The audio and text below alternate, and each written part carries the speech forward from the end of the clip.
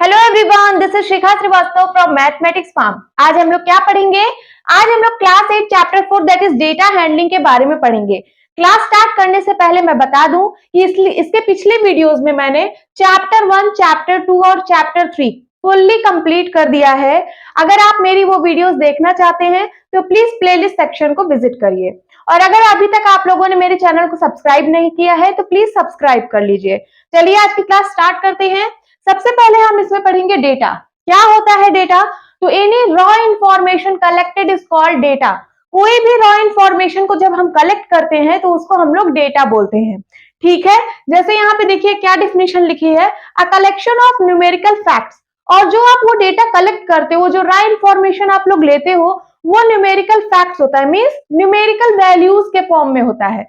Numerical का मतलब होता है नंबर के फॉर्म में। ठीक है, वो जो डेटा आप लेते हो किसी भी चीज का, वो न्यूमेरिकल फॉर्म में रहता है, तो वही numerical facts. A collection of numerical facts regarding a particular type of information is called data.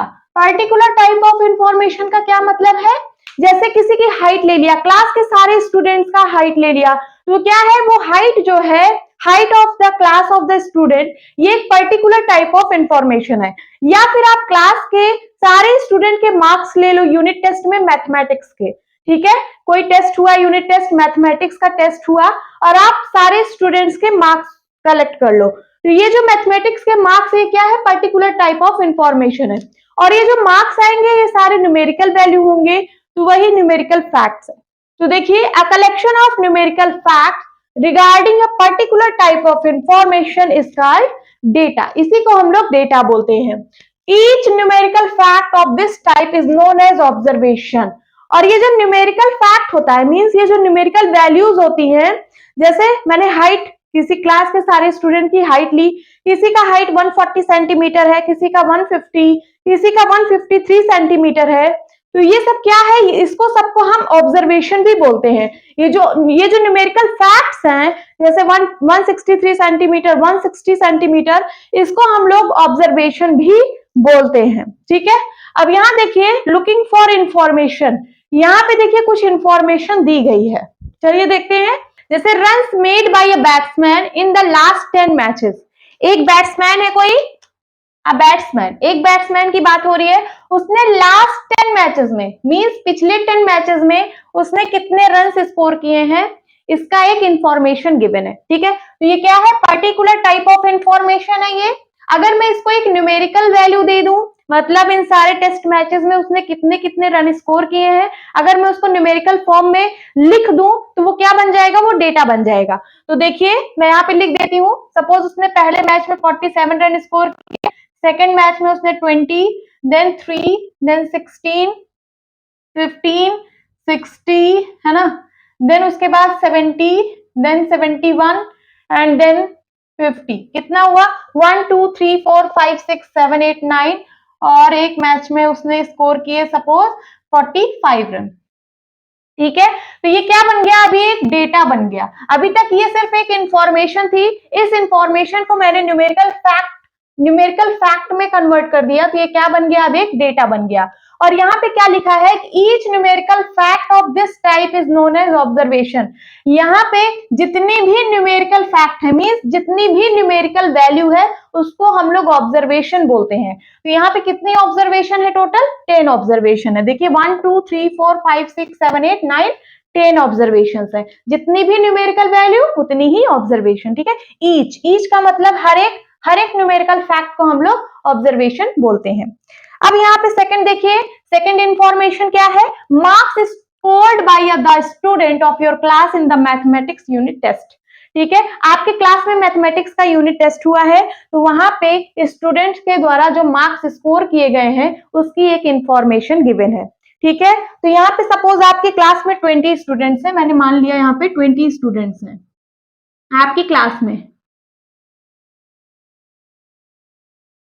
और मैथमेटिक्स का यूनिट टेस्ट हुआ है सपोज आउट ऑफ 10 नंबर का टेस्ट था, आउट ऑफ 10 मार्क्स में से कितने मार्क्स मिले हैं? अगर मैं इसको न्यूमेरिकल फॉर्म में कन्वर्ट कर दूं तो वो डेटा बन जाएगा। चलिए मैं लिख देती हूँ। सपोज किसी स्टूडेंट के 1 मार्क आए, किसी के 2, किसी का 3, किसी का 2, किसी का 1, किसी का 0, किसी का 5, किसी का 7, किसी का 9, किसी का 10, है ना।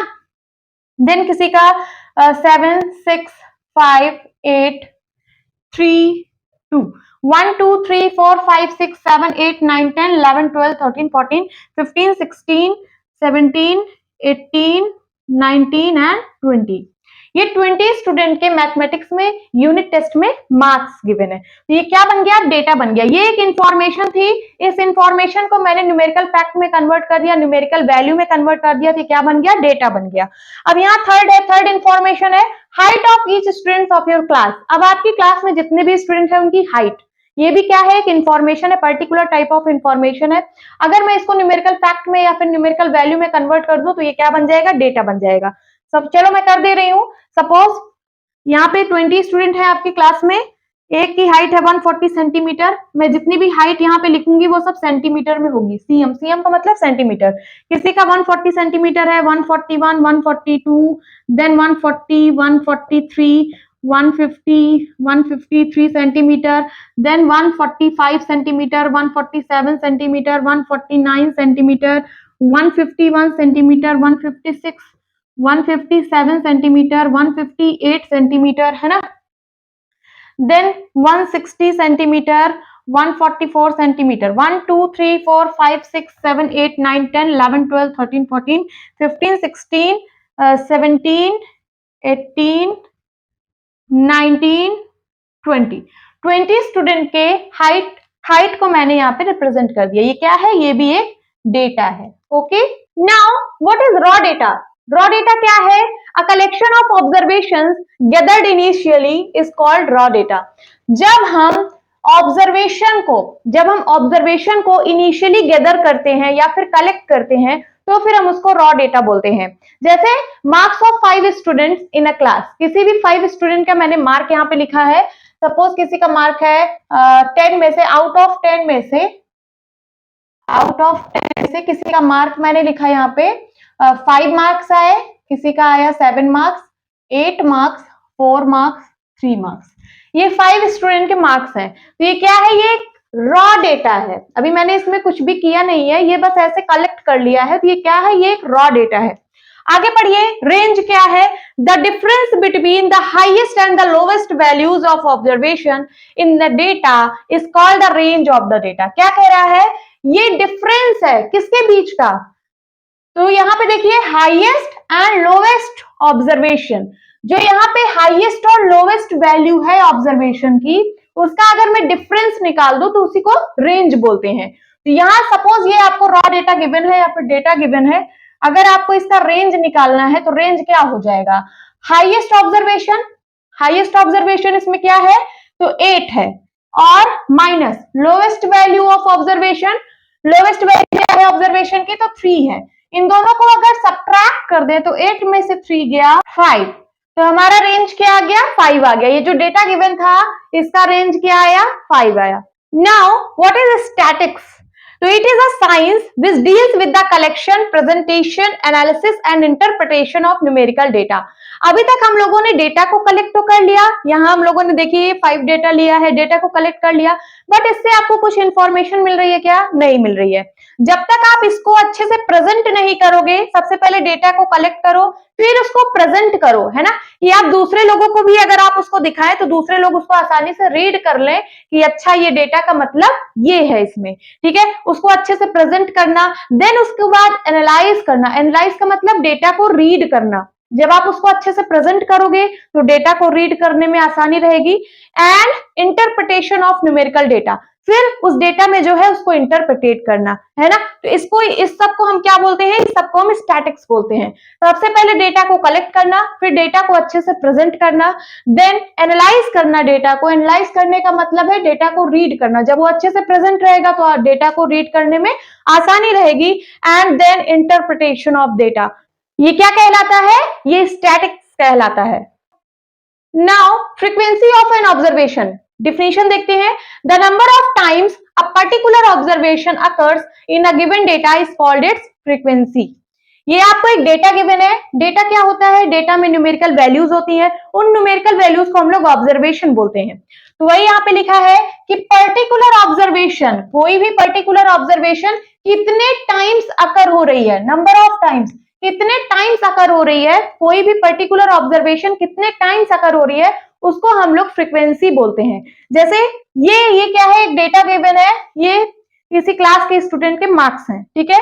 तो यहाँ पे मार्क्स गिवन है 4 6 7 5 3 5 4 5 2 6 2 5 1 9 6 5 8 4 6 7। ये क्या स्टूडेंट के मार्क्स है किसी क्लास में। तो यहाँ देखिए फ्रीक्वेंसी 4 कितनी बार रिपीट हुआ है, मतलब 4 मार्क्स किस किस स्टूडेंट के आए हैं, कितने स्टूडेंट के आए हैं। तो यहाँ देखिए एक स्टूडेंट के आए हैं 4 मार्क्स, फिर दूसरे के भी आए हैं, और यहाँ पे 4 मार्क्स 3 स्टूडेंट के आए हैं। तो 4 की फ्रीक्वेंसी क्या है? 4 की फ्रीक्वेंसी 3 है। 4 कितने टाइम्स रिपीट हो रहा है? तो 3 टाइम्स रिपीट हो रहा है, ठीक है। तो कोई भी ऑब्जर्वेशन कितनी टाइम रिपीट हो रही है उसको हम लोग फ्रीक्वेंसी बोलते हैं। अब फ्रीक्वेंसी डिस्ट्रीब्यूशन टेबल, ये जो आपको डेटा गिवन है, तो इस डेटा में ये डेटा क्या है? स्टूडेंट के मार्क्स है। तो यहाँ पे देखिए जो 4 मार्क्स कितनी बार आया है आपको यहाँ से ढूंढना पड़ रहा है, फिर 6 मार्क कितनी बार आया है तो आपको यहाँ पे ढूंढना पड़ रहा है, 5 मार्क कितने स्टूडेंट का आया है यहाँ पे आपको ढूंढना पड़ रहा है, यहाँ पे आपको थोड़ा डिफिकल्ट है। तो अगर आप इसको टेबल में रिप्रेजेंट कर दीजिए फ्रीक्वेंसी डिस्ट्रीब्यूशन टेबल में, तो आपको देखने में आसानी हो जाएगी कि 4 मार्क्स कितने स्टूडेंट के आए हैं, 2 मार्क्स कितने स्टूडेंट के आए हैं, 1 मार्क्स कितने स्टूडेंट के आए हैं। तो चलिए हम इनको टेबुलर फॉर्म में रिप्रेजेंट करते हैं। Tabular form in the sense frequency distribution table. तो एक टेबल बनाते हैं, यहाँ पे रहेगा मार्क्स, ठीक है, मार्क्स ऑफ स्टूडेंट्स। देन यहाँ पे है टैली मार्क्स, देन यहाँ पे फ्रीक्वेंसी। चलिए जैसे यहाँ पे छोटे से बड़ा लिखेंगे, मींस असेंडिंग ऑर्डर में सबसे छोटा मार्क्स यहाँ पे 1 है। 1 कितने कितने लोगों को मार्क्स मिला है? 1, तो सिर्फ 1 लोग को मिला है, यहाँ फ्रीक्वेंसी 1 होगी, टैली मार्क 1। देन उसके बाद 2 मार्क्स कितने लोगों को मिला है? तो 1 एंड 2 लोगों को 2 मार्क्स मिला है, तो 2 की फ्रीक्वेंसी क्या है? 2। यहाँ पे 2 टैली मार्क्स बना दीजिए। देन 3 मार्क्स कितने स्टूडेंट को मिला है? तो 1, सिर्फ 1 स्टूडेंट को 3 मार्क्स मिला है, तो यहाँ 1 लिखिए, यहाँ 1। एंड देन 4 मार्क्स कितने स्टूडेंट को मिला है? तो 3 स्टूडेंट को 4 मार्क्स मिला है, तो यहाँ 3 लाइन बना दीजिए, टैली मार्क है। देन उसके बाद 5 मार्क्स कितने स्टूडेंट को मिला है? तो 1 2 3 4 5 स्टूडेंट्स को मिला है, तो यहाँ 1 2 3 4 5, 1 2 3 4 5 है ना। फिर 6 मार्क्स कितने को मिला है? तो 1 2 3 4 स्टूडेंट को 6 मार्क मिला है, 1 2 3 4। देन उसके बाद 7, ये 6 मार्क्स था। देन 7 मार्क्स, 7 1 स्टूडेंट, 2 स्टूडेंट को 7 मार्क्स मिला है, यहाँ लिखिए 2 स्टूडेंट को 7 मार्क्स। देन उसके बाद 8 मार्क्स सिर्फ 1 स्टूडेंट को मिला है। देन उसके बाद 9 मार्क्स सिर्फ 1 स्टूडेंट को मिला है, ठीक है। तो यहाँ देखिए हमने इसको फ्रीक्वेंसी डिस्ट्रीब्यूशन टेबल में रिप्रेजेंट कर दिया। अब इसको रीड करने में इजी हो गया। यहाँ पे देखिए आप इसको देख के बता सकते हैं कि किस स्टूडेंट के कितने मार्क्स आए हैं। तो 1 मार्क कितने स्टूडेंट के आए हैं? 1 स्टूडेंट के। 4 मार्क्स कितने स्टूडेंट के आए हैं? तो 4 मार्क्स कितने स्टूडेंट के आए हैं? 3 स्टूडेंट के। 5 मार्क कितने स्टूडेंट के आए हैं? तो 5 स्टूडेंट के 5 मार्क्स आए हैं। 6 स्टूडेंट के कितने मार्क्स आए हैं? तो 4। तो ये क्या है? ये फ्रीक्वेंसी है, मींस ऐसे कितने स्टूडेंट्स हैं जिनके 4 मार्क्स आए हैं, तो ऐसे 3 स्टूडेंट हैं, मींस 4 नंबर कितनी बार रिपीट हुआ है। फ्रीक्वेंसी का मतलब होता है the number of time observation occurs, ठीक है। ये 4 मार्क्स कितनी बार आया है? 4 मार्क्स 3 बार आया है, मींस 3 स्टूडेंट का मार्क्स 4 आया है, 4 4 4 है ना।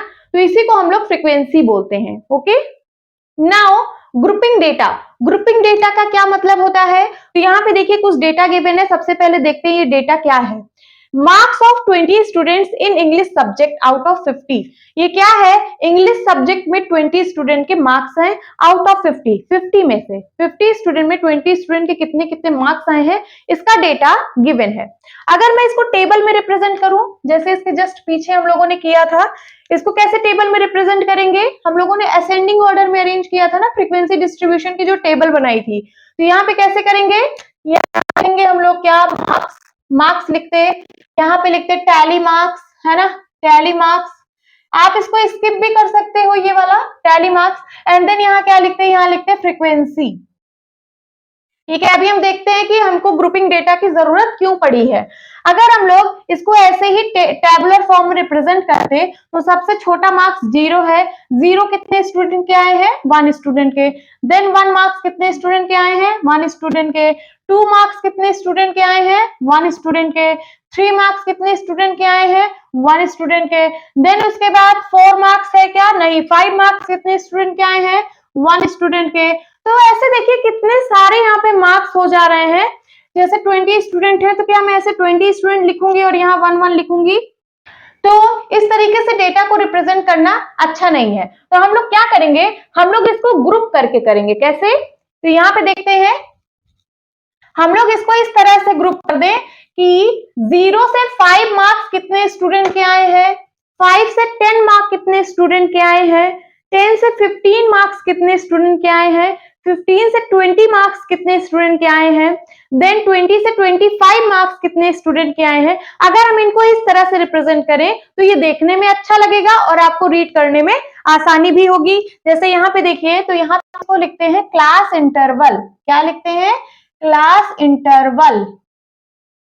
ठीक है, तो हम लोग एक क्लास बनाएंगे, जैसे 0 से 5, 0 से 5, देन 5 से 10, 10 से 15, 15 से 20, 20 से 25, 25 से 30, 30 से 35, 35 से 40 एंड 40 से 45, 45 से 50, है ना। अब चलिए इसको हम लोग टेबल बनाते हैं। यहाँ हो गया क्लास इंटरवल, यहाँ पे आप टैली मार्क्स लिख सकते हैं, इसको स्किप भी कर सकते हैं ये वाला कॉलम, एंड देन यहाँ पे क्या, फ्रीक्वेंसी। ठीक है, यहाँ देखते हैं 0 से 5 मार्क्स, देखिए कितने स्टूडेंट के आए हैं, 0 से 5 मार्क्स।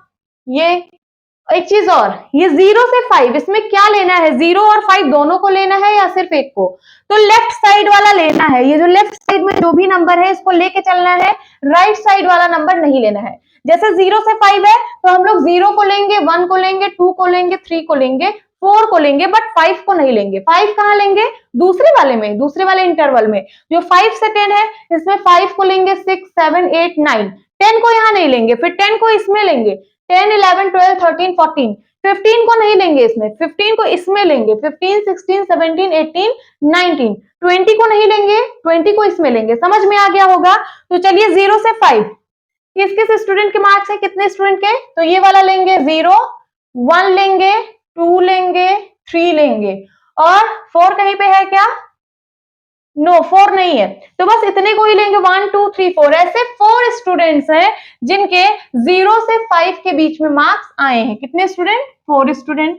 देन 5 से 10, 5 से 10 मार्क्स देखिए कितने स्टूडेंट के आए हैं, तो 5 को लेंगे, यहाँ पे 5 को लेंगे, 6 को लेंगे, 7 को लेंगे, जो भी आए इसके बीच में। तो इसके बीच में हमको 9 मिला, 5 मिला, 8 मिला, 1, 2, 3, 3 मिला, और कुछ दिख रहा है क्या, नहीं, तो सिर्फ 3 लोग ऐसे हैं, 3 स्टूडेंट्स ऐसे हैं जिनके 5 से 10 के बीच में मार्क्स आए हैं। उसके बाद 10 से 15 कितने लोग हैं, तो 10 को लेंगे, 10 को लेंगे, 11 को लेंगे, 12 को लेंगे, 10, 11, 12 एंड बस 10, 11, 12 मतलब 3 स्टूडेंट्स ऐसे हैं जिनके 10 से 15 के बीच में मार्क्स आए हैं।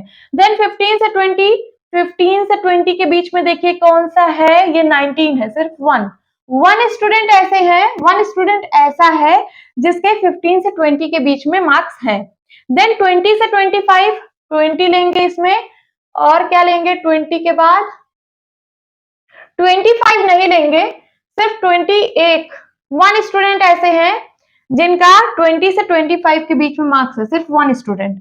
देन 25 से 30, तो 25 से 30 ये 25 लेंगे, 26 लेंगे, 2 स्टूडेंट। 2 स्टूडेंट ऐसे हैं जिनके 25 से 30 के बीच में मार्क्स हैं। देन 30 से 35, 30 से 35 में ये वाला लेंगे 31, 35 नहीं लेंगे, तो सिर्फ 1 स्टूडेंट, ओके, 1 स्टूडेंट। देन उसके बाद 35 से 40, 35 से 40, तो ये 35 लेंगे और 35 लेंगे, बस 1 है ना। देन 40 से 45, तो 43 लेंगे, 45 नहीं लेंगे, ठीक है, सिर्फ 1 स्टूडेंट। एंड देन 45 से 50, तो ये वाला लेंगे और 49 लेंगे, 2 स्टूडेंट ऐसे हैं।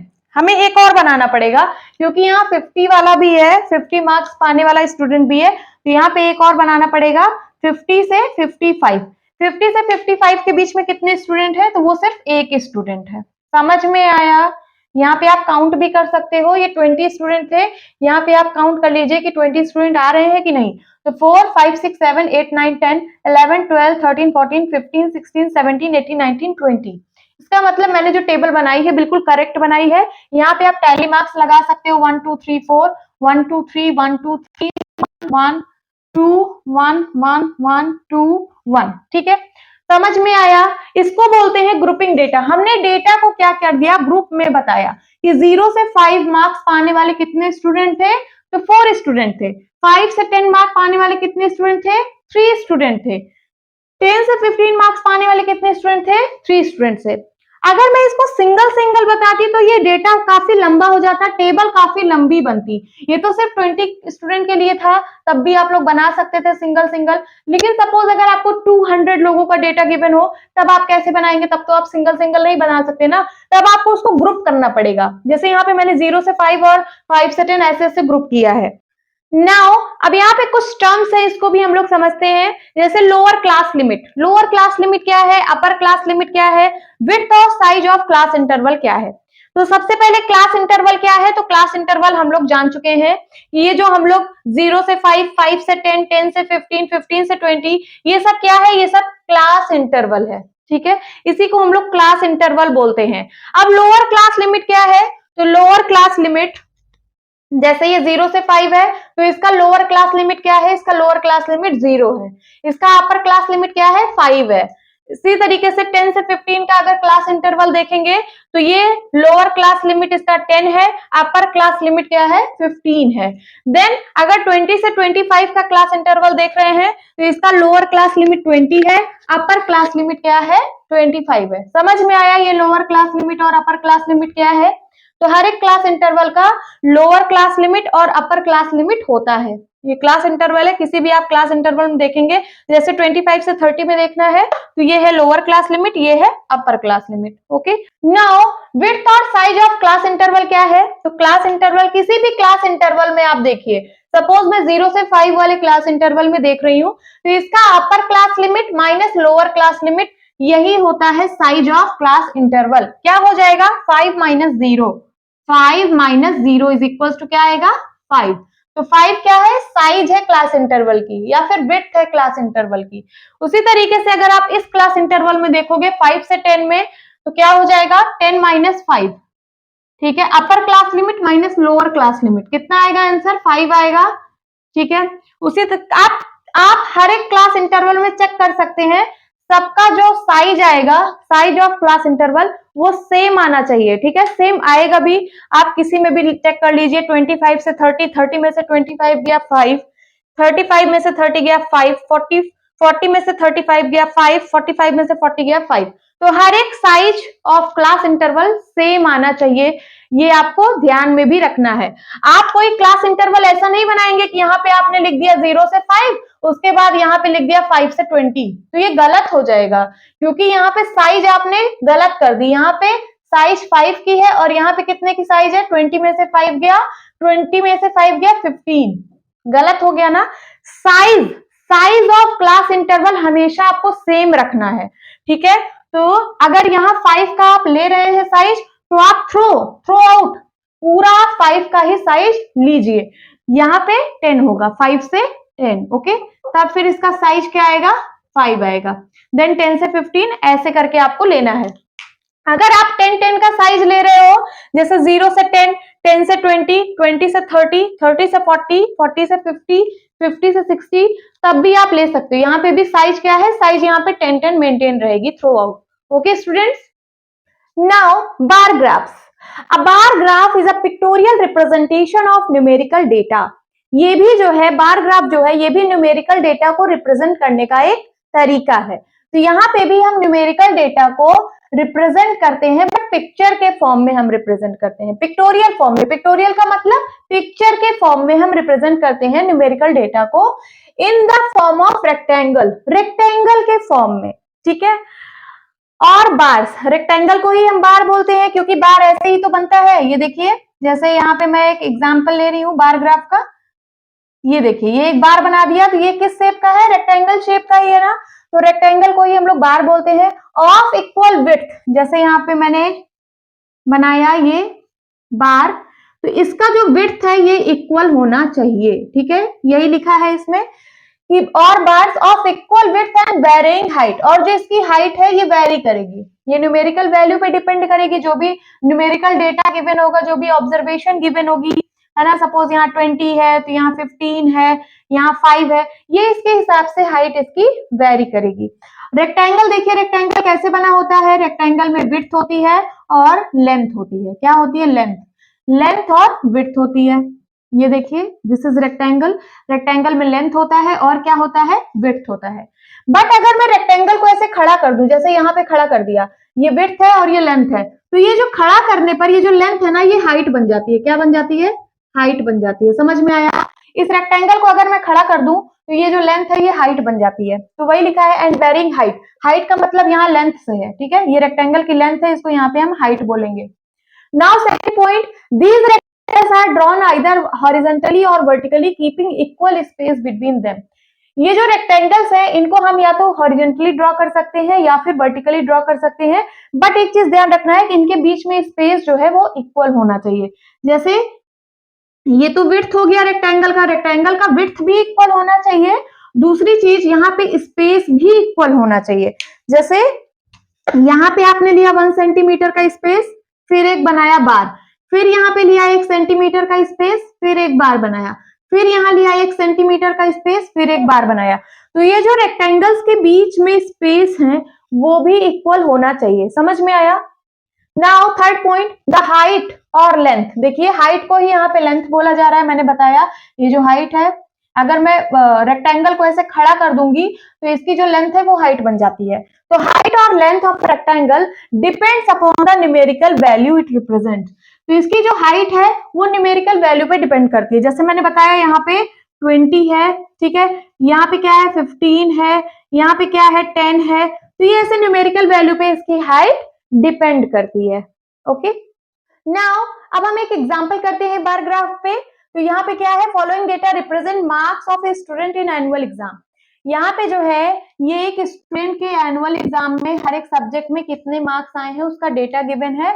आउट ऑफ 100 मार्क्स में से कितने कितने मार्क्स आए हैं हर एक सब्जेक्ट में उसका डेटा गिवन है।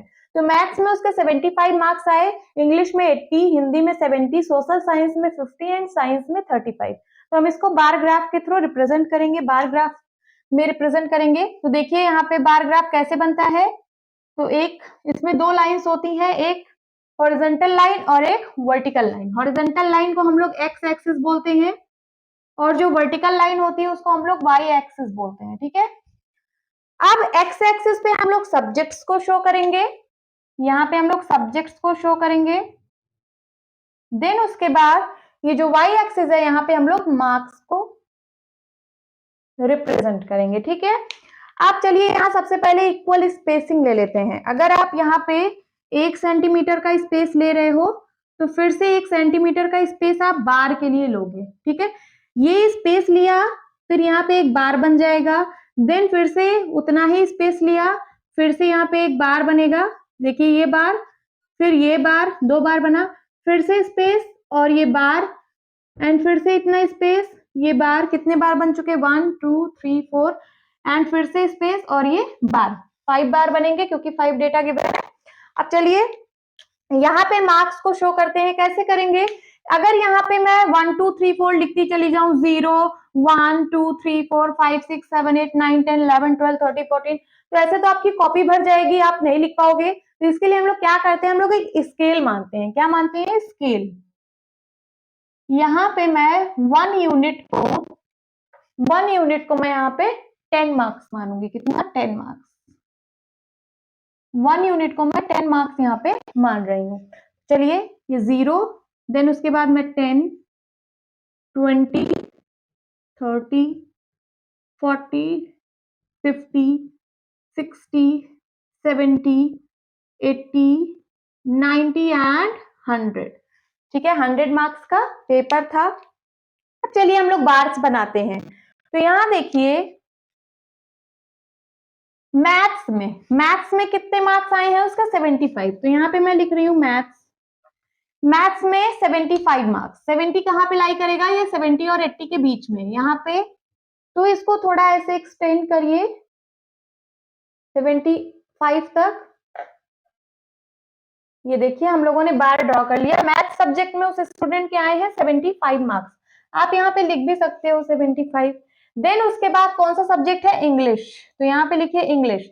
इंग्लिश सब्जेक्ट में कितने मार्क्स आए हैं? 80। 80 यहाँ पे है, इसको डॉटेड लाइन से एक्सटेंड करिए। आपके पास स्केल होगा, आप स्केल से एक्सटेंड कर सकते हो, नहीं तो अगर आप ग्राफ पेपर पे बना रहे हो तो उसमें तो लाइंस बनी होती है ना। तो इसको मैं एक्सटेंड कर रही हूँ। तो यहाँ पे इंग्लिश में कितने मार्क्स हैं? 80 मार्क्स। यहाँ मैंने बना दिया 80 मार्क्स। यहाँ पे मैं लिख भी देती हूँ 80 marks. And then Hindi subject है, तो यहाँ पे मैं हिंदी लिखूंगी। हिंदी में आए हैं 70 मार्क्स। 70 यहाँ पे है, इसको लाइन से एक्सटेंड करना है। ठीक है, हिंदी में आए हैं 70 मार्क्स। देन उसके बाद सोशल साइंस, यहाँ पे होगा सोशल साइंस।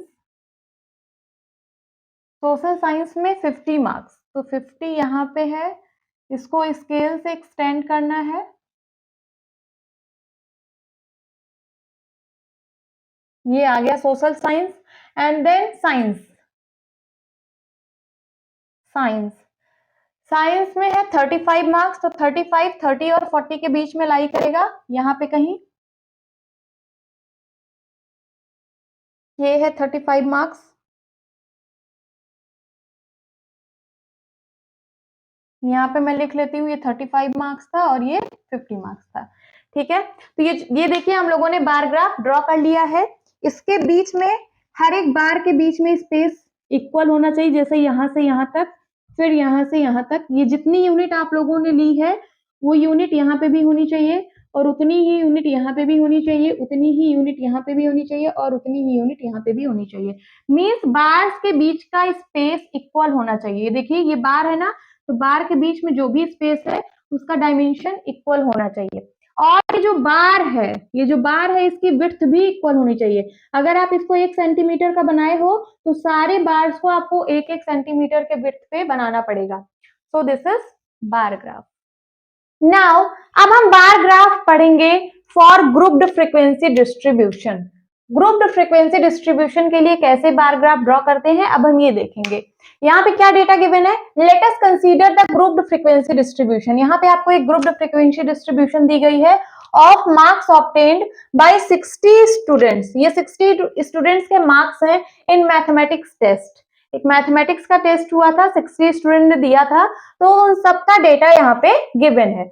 तो यहाँ पे क्लास इंटरवल बना है कि 0 से 10 मार्क्स कितने स्टूडेंट के आए थे, 10 से 20 मार्क्स कितने स्टूडेंट के आए थे, 20 से 30 मार्क्स कितने स्टूडेंट के आए हैं, एंड 30 से 40 मार्क्स कितने स्टूडेंट के आए हैं, 40 से 50 मार्क्स कितने स्टूडेंट के आए हैं, और 50 से 60 मार्क्स कितने स्टूडेंट के आए हैं। ये जो क्लास इंटरवल है बेसिकली ये मार्क्स को रिप्रेजेंट कर रहा है। किसको? मार्क्स को रिप्रेजेंट कर रहा है। तो 0 से 10 मार्क्स कितने स्टूडेंट के आए हैं? 2 स्टूडेंट के। 10 से 20 मार्क्स कितने स्टूडेंट के आए हैं? 10 स्टूडेंट के। 20 से 30 21 स्टूडेंट्स के। 30 से 40 मार्क्स 19 स्टूडेंट के। 40 से 50 मार्क्स 7 स्टूडेंट के। 50 से 60 1 स्टूडेंट के मार्क हैं। इसको मुझे बार ग्राफ में रिप्रेजेंट करना है। कैसे करेंगे? तो एक्स एक्सिस और वाई एक्सिस मैंने यहाँ पे ड्रॉ कर ली है। एक्स एक्सिस पे मैं मार्क्स ऑफ स्टूडेंट्स लिखूंगी, मार्क्स ऑफ स्टूडेंट्स, और वाई एक्सिस पे नंबर ऑफ स्टूडेंट्स। ठीक है, तो यहाँ पे मार्क्स जो है वो ग्रुप में दिया है, क्लास इंटरवल में दिया है। जैसे 0 से 10, तो यहाँ पे मैं लिखूंगी 0, ये 0 होता है, 0 से 10, ठीक है।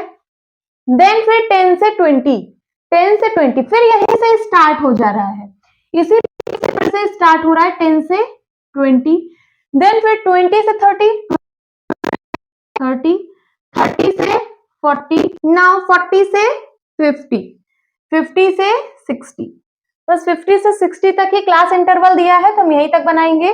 अब देखिए यहाँ पे फ्रीक्वेंसी, फ्रीक्वेंसी मींस कितने स्टूडेंट्स, नंबर ऑफ स्टूडेंट्स, कितने ऐसे स्टूडेंट्स हैं जिनका 0 से 10 के बीच में मार्क्स आ रहा है, कितने ऐसे स्टूडेंट्स हैं जिनका 10 से 20, तो हम नंबर ऑफ स्टूडेंट्स को यहाँ पे शो करेंगे।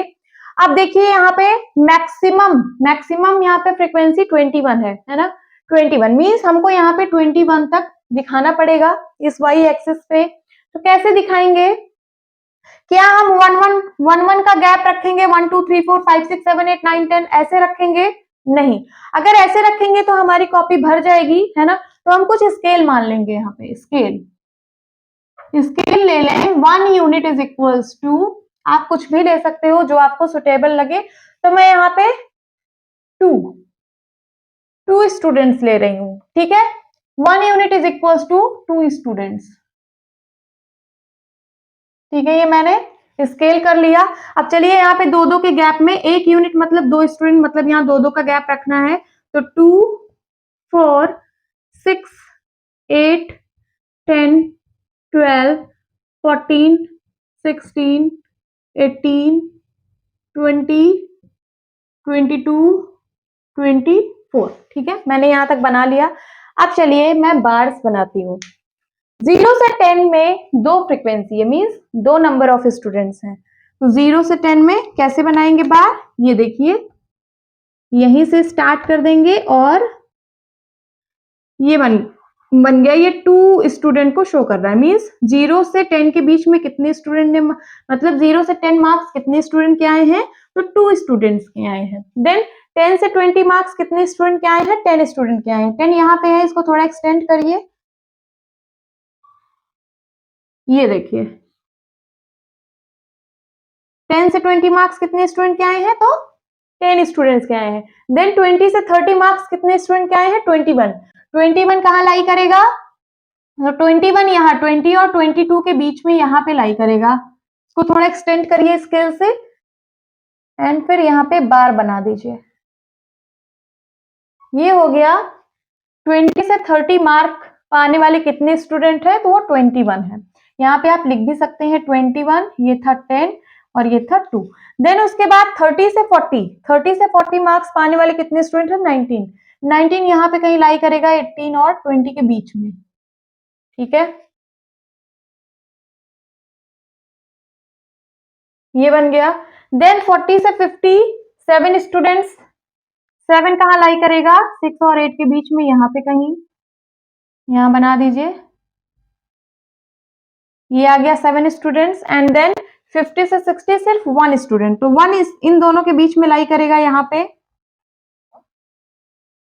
यहाँ पे ये देखिए 0 से 2 के बीच में यहाँ पे 1 लाई करेगा, मींस ये ऐसे छोटा सा, ये 1 स्टूडेंट है और यहाँ पे है 7 स्टूडेंट्स, ठीक है, और यहाँ पे था 19 स्टूडेंट। तो मैंने यहाँ पे बार ग्राफ ड्रॉ कर लिया, ऐसा बार ग्राफ जिसके बीच में स्पेस ना रहे। देखिए क्या इन बार्स के बीच में आपको स्पेस दिख रहा है, नहीं दिख रहा है, ये एकदम सटा सटा बार ग्राफ बना है ना, इसके बीच में कोई स्पेस नहीं है। जब क्लास इंटरवल में आप लोगे तो कभी भी बार्स के बीच में स्पेस नहीं रहेगा, क्योंकि क्लास इंटरवल जैसे 0 से 10 फिर 10 से 20, जहां खत्म होता है वहीं से शुरू हो जाता है, जहां खत्म हो रहा है वहीं से शुरू हो रहा है ना, तो इसके बीच में स्पेस नहीं रहेगा। और जब स्पेस नहीं रहेगा तो इस बार ग्राफ को हम लोग क्या बोलते हैं, हिस्टोग्राम बोलते हैं, हिस्टोग्राम। हिस्टोग्राम में क्या होता है कि यहाँ पे बार्स के बीच में स्पेस नहीं रहता है, सारे बार्स ऐसे सटे सटे बनते हैं। जैसे यहाँ पे देखिए 0 से 10, फिर से 10 से 20, 20 से 30, 30 से 40, 40 से 50 एंड 50 से 60। अब यहाँ से आपको अगर मैं क्वेश्चन पूछूं तो क्वेश्चन का आंसर देने में बहुत इजी रहेगा आप लोगों को। जैसे मैं बोलूं कि यहाँ पे 20 से ज्यादा मार्क पाने वाले कितने स्टूडेंट हैं, 20 या 20 से ज्यादा मार्क्स पाने वाले कितने स्टूडेंट हैं, तो आप यहाँ फटाक से काउंट कर लोगे। ये देखिए 21, 19 और 7 और 1, इन सबको आप काउंट कर लोगे तो आंसर आ जाएगा।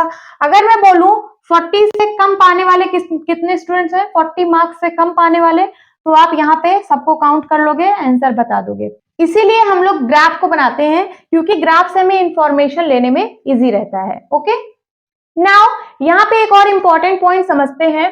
यहाँ पे भी मैथमेटिक्स के टेस्ट में 60 स्टूडेंट ने पार्टिसिपेट किया और उन लोगों के यहाँ पे मार्क्स गिवन है। ठीक है, कितने स्टूडेंट के कितने मार्क्स आए हैं ये आप लोगों को गिवन है।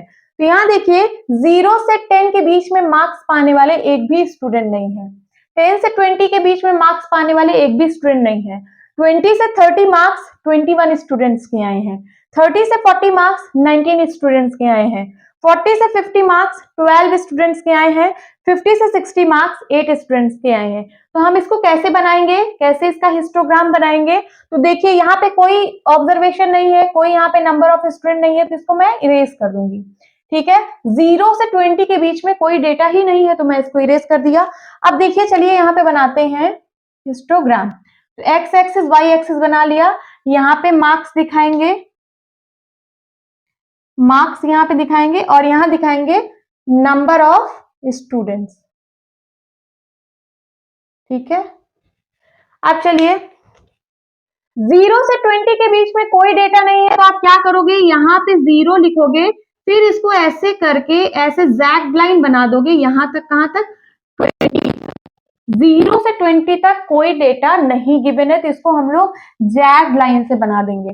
देन उसके बाद 20 से 30, 20 से 30 ले लिया, 30 से 40 ले लिया, 40 से 50 ले लिया, 50 से 60 ले लिया। ठीक है, चलिए बना लेते हैं 20 से 30, 21। यहाँ पे मैं एक स्केल ले लेती हूँ, स्केल लूंगी मैं 1 unit is equals to 2 students. मैं एक यूनिट को 2 स्टूडेंट मान रही हूं, तो यहाँ पे हो जाएगा 2, 4, 6, 8, 10, 12, 14, 16, 18, 20, 22। ठीक है, तो 20 से 30 के बीच में 21 स्टूडेंट्स हैं, 21 यहाँ कहीं लाई करेगा, ये मैंने बना दिया 21, दिस इज 21। नाउ 30 से 40 पाने वाले, 30 से 40 के बीच में मार्क पाने वाले 19 स्टूडेंट्स हैं, तो 30 से 40 मार्क्स पाने वाले 19 कहाँ लाई करेगा, 18 और 20 के बीच में, यहाँ कहीं, ये बन गया। मेरे पास स्केल नहीं है इसलिए थोड़ा सा लाइंस टेढ़ी मेढ़ी हो रही है, बट आप लोग के पास स्केल होगा, लाइन बिल्कुल टेढ़ी मत करिएगा। देन उसके बाद 40 से 50 12 स्टूडेंट्स, 12 यहाँ पे है, सो यहाँ कहीं आएगा 12।